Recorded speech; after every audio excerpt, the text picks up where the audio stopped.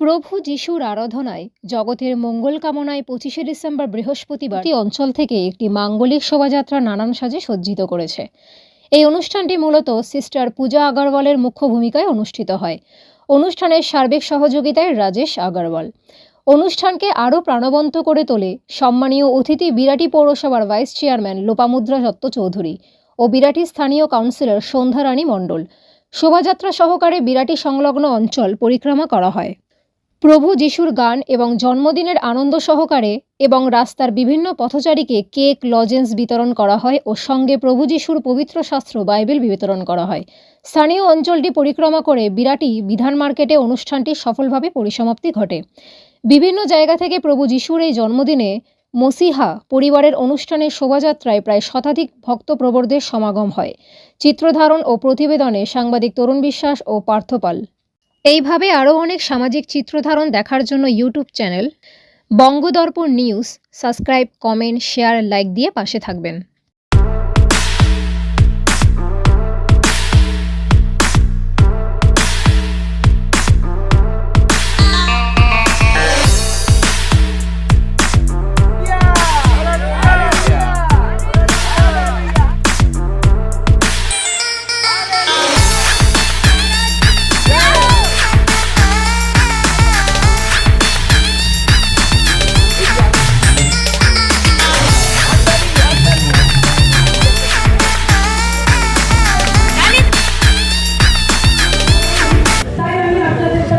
শামিল হতে পারলাম এবং শামিল হতে পেরে আমার ভীষণ ভালো লাগছে।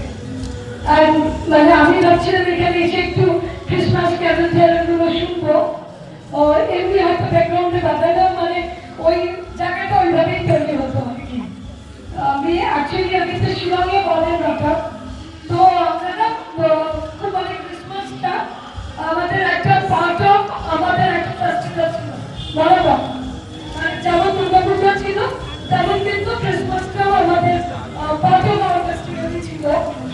আমাদের বাড়ির কাছেই কিন্তু সবচেয়ে বড় শিলংয়ের যে সবচেয়ে বড় চার্চ ওটা আমাদের বাড়ির কাছে। রাত্রি বেলা 12টার সময় ওখানে ধমধম যে ঘন্টাটা বাজতো তাতে আমরা জানতাম মানে এখন নিয়ে দেওয়া শুরু।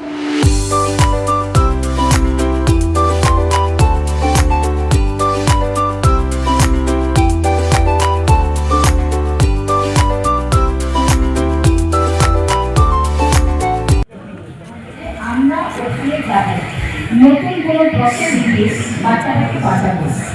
তারা প্রসেসটাকে বললেন, বলার পর তারা প্ল্যানটাকে অ্যাপ্লাই করলেন। যখন আমাদের গভর্নমেন্টের প্ল্যানটা পছন্দ হলো, তৈরির জন্য এগিয়ে আসলেন, তখন বাড়ির লোক, এরিয়ার লোক, সারা আমরা বিশ্বব্যাপী আমরা সবাই বের করছি বাচ্চাটাকে বাচ্চাদের সবাই মিলে দেখছি, সরকারে দেখি যে বাচ্চাটাকে কীভাবে বাঁচানো যায়।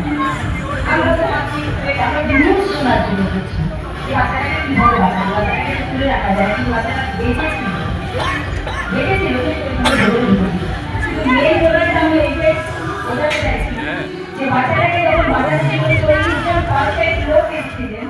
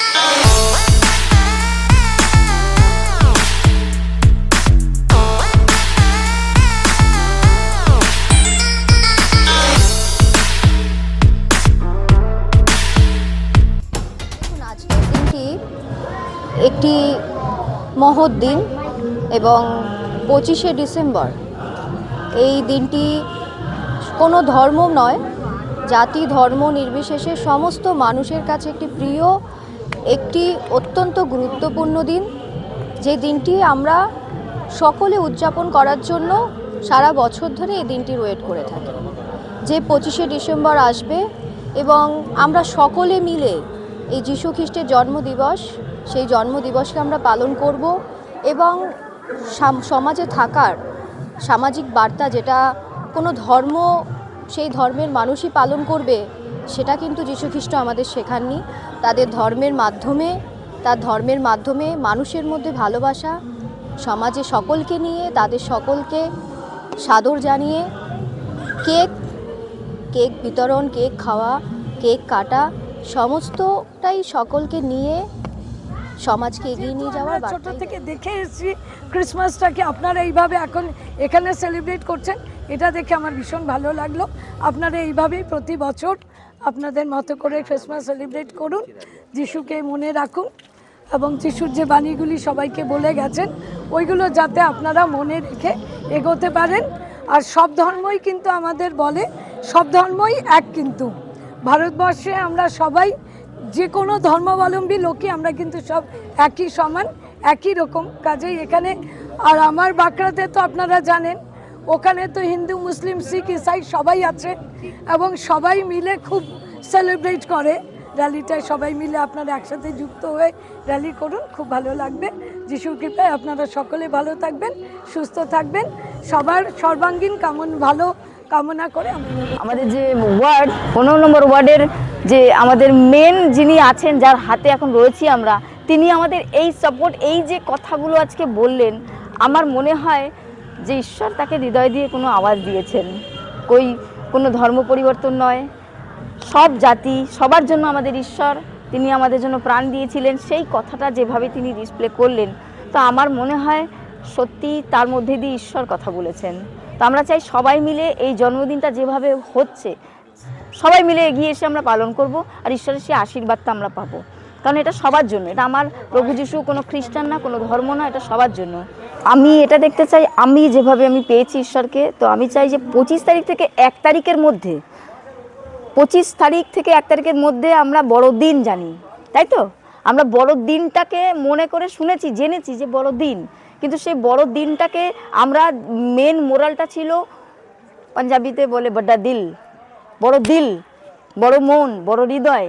সেই বড় হৃদয়টাকে তৈরি করার জন্য 25 থেকে 1 তারিখের মধ্যে একটা চান্স দেন, যে নতুন বছরে আমরা পা দিতে যাচ্ছি, কিছু নতুন করার উৎসাহ আমাদের মনের মধ্যে জাগুক, কিছু ভালো করার, ভালোবাসার, প্রেম, এই জিনিসগুলো যদি আমরা একটুখানি করে এগিয়ে এসে সকলে মিলে একে অপরের সাথে প্রেম করে শিখে যাই, ওই 1 তারিখটা নতুন করে আমরা চেষ্টা করি, তাহলে মনে হবে যে 25 তারিখ থেকে 1 তারিখের মধ্যে কিছু শিখেছি আর নতুন বছরে পা দিচ্ছি কিছু একটা নতুন করার জন্য।